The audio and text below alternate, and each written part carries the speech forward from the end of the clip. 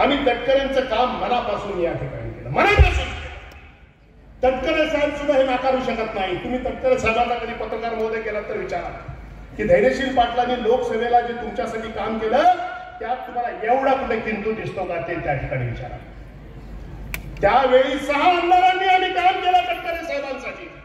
आमदार धैर्यशील पाटलांनी काम केलं, आमदार जयंतभाईंनी त्याचं नेतृत्व या ठिकाणी केलं, आमदार पंडित पाटलांनी या ठिकाणी त्यांचं काम केलं, आमदार नसले तरी आमदारकीचा वकूफ आणि ताकद असलेल्या माणिकराव जगतापांनी त्यांचं काम केलं, तत्कालीन आमदार संजय कदमांनी त्यांचं काम केलं, तत्कालीन आमदार आणि आजही आमदार असलेल्या भास्कर जाधवांनी आज त्यांनी त्यांचं या ठिकाणी काम केलं.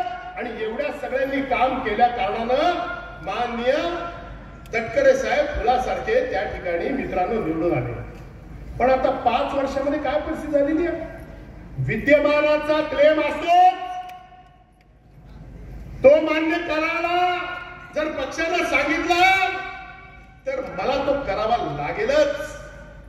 पण पक्षानं सुद्धा पुला खालून नेमकं किती पाणी वाहून गेलंय ह्याचा सुद्धा या ठिकाणी विचार करावा अशी आम्ही नम्रपणानं तुम्हाला या ठिकाणी विनंती आम्ही करण्याकरता उभा आहोत.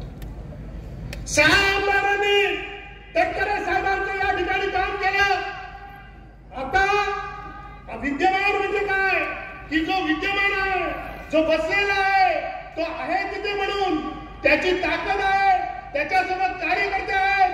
5 वर्षापूर्वीची हिंमत होती, जी ताकद होती, जे मतदार होतं ते त्यांच्या सोबत आहे म्हणून त्यांना आपण निवडून द्यावं असं त्यामागचं लॉजिक आहे. पण आता मला सांगा मित्रांनो, त्यावेळी जयंतभाई त्यांच्या सोबत होते, आज जयंतभाई त्यांच्या सोबत आहेत का? नाही का आहेत का? आदरणीय पंडित शेठ त्यांच्या सोबत आहेत का?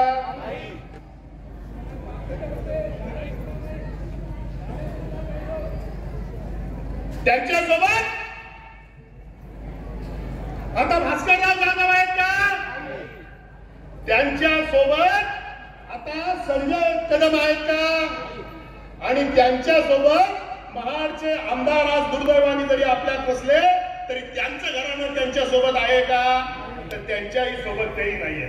आता उरला आमदार 6वा, तो मात्र पक्षाचा आदेश या ठिकाणी प्रामाणिकपणानं या ठिकाणी पाळणार आहे. मित्रांनो, तुम्हाला सर्व मंडळींना निश्चितपणाने सांगेल की राजकारणाची बदलणारी परिस्थिती अशा विचित्र वेगानं या ठिकाणी बदलली.